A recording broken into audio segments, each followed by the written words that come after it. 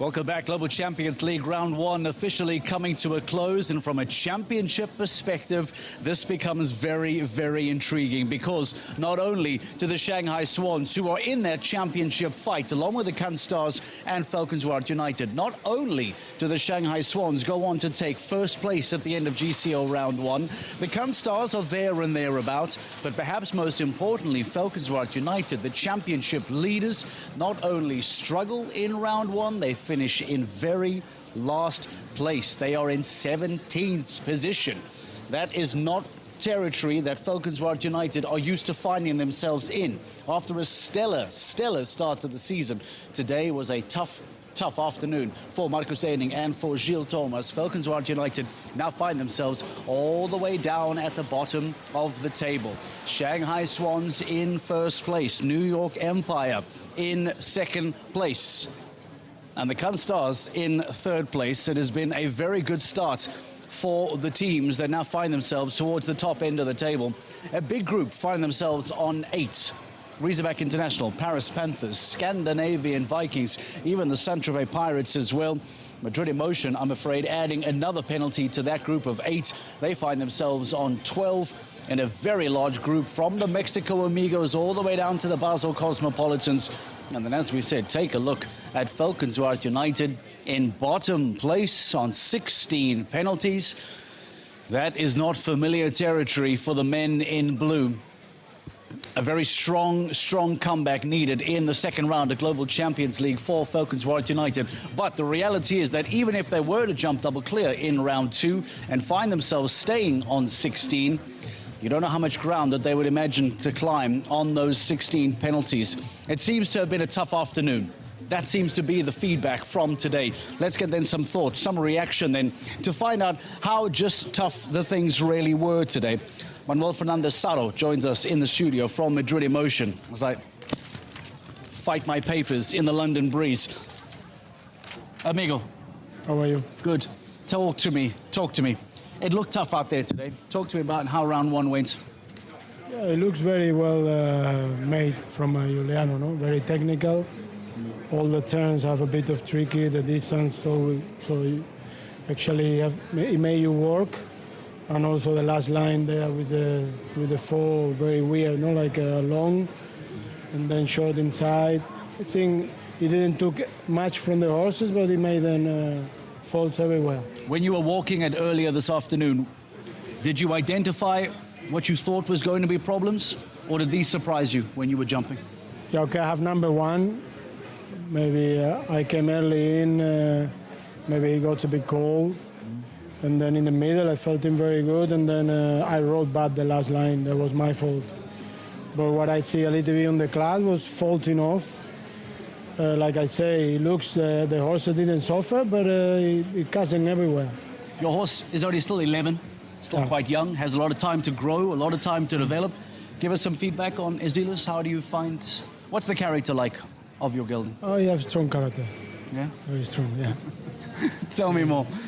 Yeah, it's a French horse. I bought him when he was 4. Started riding him when he was 6, and spent a lot of time. I really like him, but okay, we have. I always giving a lot of time. Probably maybe too much. Yeah. This is my way to do things. And yeah, actually Madrid he jumped very good, and Mexico and so. And then, in my opinion, he need to do a bit more shows now. He's the horse. The more he jumps, the more relaxed it is, and it gives you more. What's the plan for round 2? Has there been conversation already? Has Eric given thoughts, any conversation for round 2? No, Eric said already yesterday if I jump the first round with Kim, and of course Imagine and Bobby jump the second round. I mean, can't compare my level with their level, so it's normal. But I think when they go clear, we have a bit of a chance to come up a bit, hopefully. What did you think of Kim's round, your teammate Kim Emma? Fantastic rider. How was her performance, you feel? Yeah, she's strong. Huh? She make all the horses jump very good, and it's very nice to have her on the team. You know that you always can count on her, and but also Eduardo and Michael and Victor and Jack. I think we have, as a rider, we have a good team, strong team, and we always trying to do our best. Okay. Well, thank you very much for coming around. We love having you around. Best of luck for GCL round 2. You can leave me that as a Christmas present. We appreciate that. Thank you very much. He's going to walk there, have a chat. Thank you very much to Manuel Fernandez Saro, a rider from Madrid in Motion, giving us some thoughts, giving us some reaction. As it stands, Madrid in Motion having a bit of a tough time. Fences falling all over. Kim coming home on 4. Manuel coming home on 8. It leaves them on 12 and perhaps in a little bit of no man's land towards the bottom end of the championship, or at least the bottom end of the stage here today in London. But there is still a second round to come, and a double clear might see them climb a little bit if the teams around them have some fences down. Let's get some thoughts and some reaction now from Abdel Said.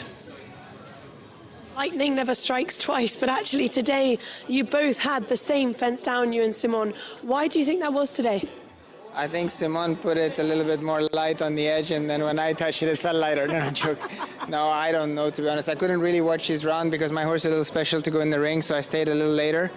In my case, I thought he jumped brilliant. It's the first time really for him. He's only 9 to be going under pressure and having to perform. I thought he took it very well. It's tough out there. Maybe I was, not maybe. I think it was totally my fault. I was a little far into the double on the 4, and I think he tried so much to come back for B, and he just lightly clipped it behind. And I think that's just experience, and I need to ride it better, and I need to get up there a little earlier. But I really thought he took on everything very well. Yeah, and like you said, he's only a 9-year-old. It feels like he's learning so much in each round. Yeah, definitely. So actually next round I'm an individual, and I just came out and I decided that I'll jump him the next round as well. I think he'll learn a lot today. Okay, so you're going individual in the next round, so who's coming in for the team? Henrik is coming in with Iliana, so strong combination, and hopefully they can get us on the podium. It's a difficult day today, lots of faults, so you're still very much there to play for it. Yeah, definitely. It's tough today, so yeah, hopefully it can work in our advantage. Good luck. Thank you.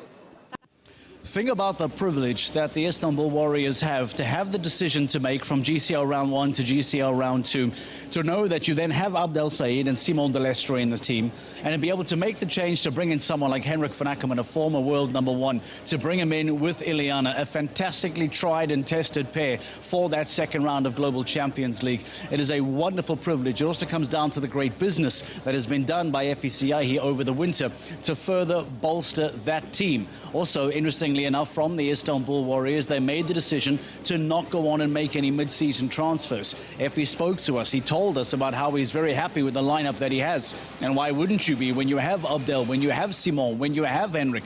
It is a very, very strong lineup. And by the sounds of things from Abdel Said, we will now hear and see from Henrik van Ackermann in that second round of Global Champions League.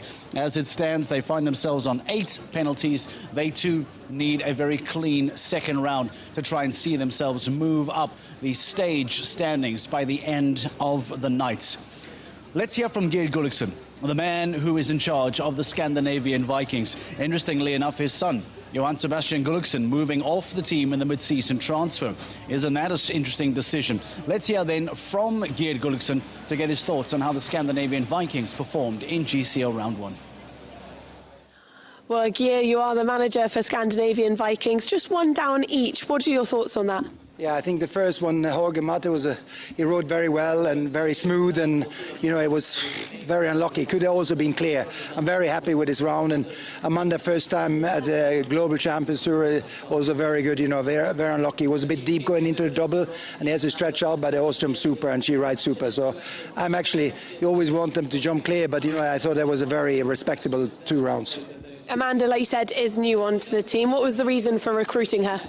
No, she's a very, very good rider, and she is a very nice person, and you know, she's a team person. That's important. Yeah.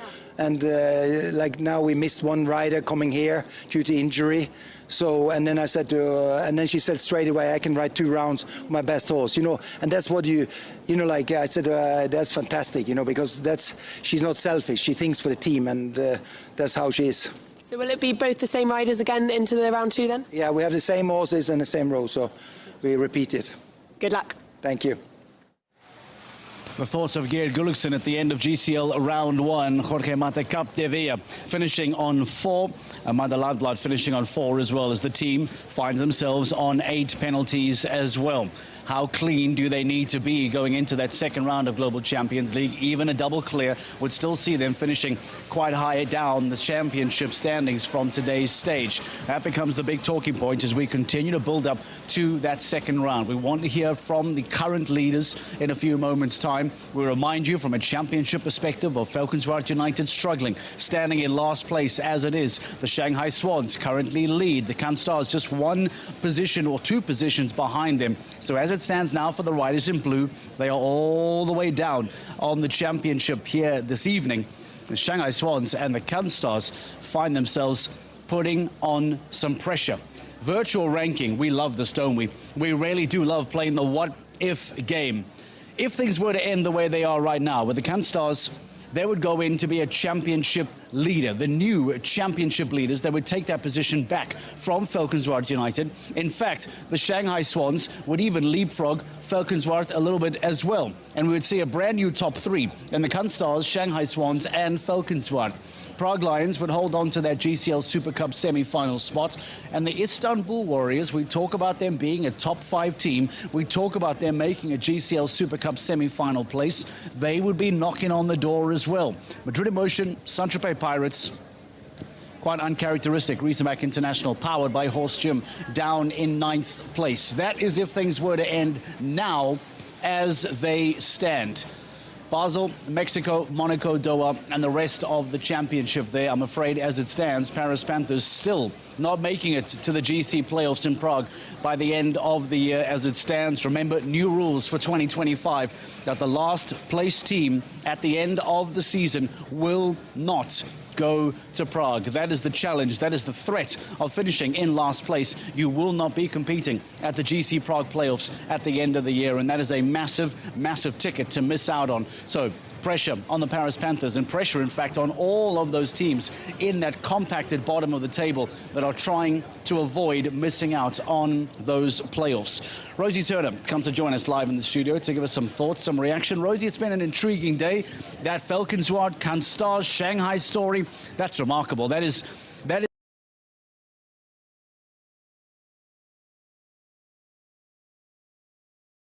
which is obviously as spectators and broadcasters, that's what we want. We want a bit of a shake-up. I was just chatting to Daniel Deuter and Ben Mayer now as the leading team after round one, and Daniel said obviously we're only halfway, there's a long way to go. And actually, if you look at the sheet today, we've only got 3 teams on 4 penalties, but we've got quite a few teams on 8 penalties, so just 1 point behind. So actually it might look like they've got a bit of an advantage, but anything can happen in round 2. And judging by the course in round 1, if it's any tougher in round 2, we're going to see some more poles down. I think all the riders, when I spoke to them after they walked round one, said to me, oh, it looks all right, actually. It looks very fair. That's interesting to interject. This is exactly the question that I asked Manolo Fernando Saro earlier on. When you walked it, did it feel like this? Because, again, we saw uncharacteristic faults for Madrid Emotion, uncharacteristic faults for Falkenswaard. Give me some of the thoughts from the riders whilst they were walking, because it doesn't seem to have really jumped the way it walked, did it? No, it definitely didn't. And actually, I was chatting to Simon Delestre outside in the warm-up area before he went in, and he was watching quite a few of them, and he said, wow, I'm really shocked about how many fences are coming down. It did not walk as the way it came down. I wrote that down as a quote from him because it was very interesting. And actually, he had a wonderful round, just one down there. Difficult horse he had to ride in there, but managed to keep a lid on her very well. But I think that last line was really crucial, and it was almost the bogey line. It really caught everyone out today. And I think maybe what we see after round 1 is when a course looks like it might ride better than it does ride, I think that when we see round 2, we almost see a bit more concentration, a bit more heightened. Absolutely. So maybe we think round 2 actually might not have that many faults down, but we'll see. I also like, interestingly, how this Istanbul Warriors story is starting to play out, because this is a team now over the last 2 or 3 years that have been very ambitious, perhaps overly so. FECIE over the last few years has told us that they are a top 6 team, they are a top 5 team. Now they're knocking on the door for a GCL Super Cup semi-final in Prague.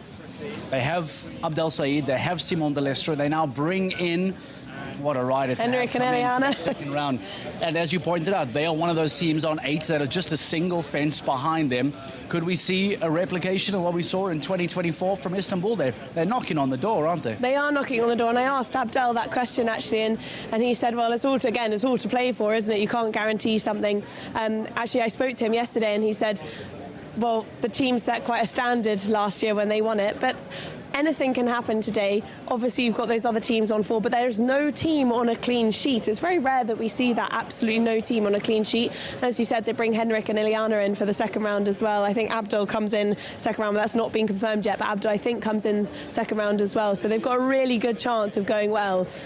They could podium. They could win. We'll see what happens. It's going to be a very exciting second round. As it stands, the Shanghai Swans, part of that championship story, are now leading on 4 penalties. Just behind them, in fact, somewhat of a surprise that we haven't really mentioned, but give it credit to New York Empire, who find themselves on 4. CanStar's just behind them on a slightly slower 4 as well. And then, as Rosie pointed out, a chunk of teams on 8, being led by the Istanbul Warriors. The Madrid Emotion down on 12. Falcons White United in bottom place on 16. It does set it up beautifully for that second round of Global Champions League here live in London.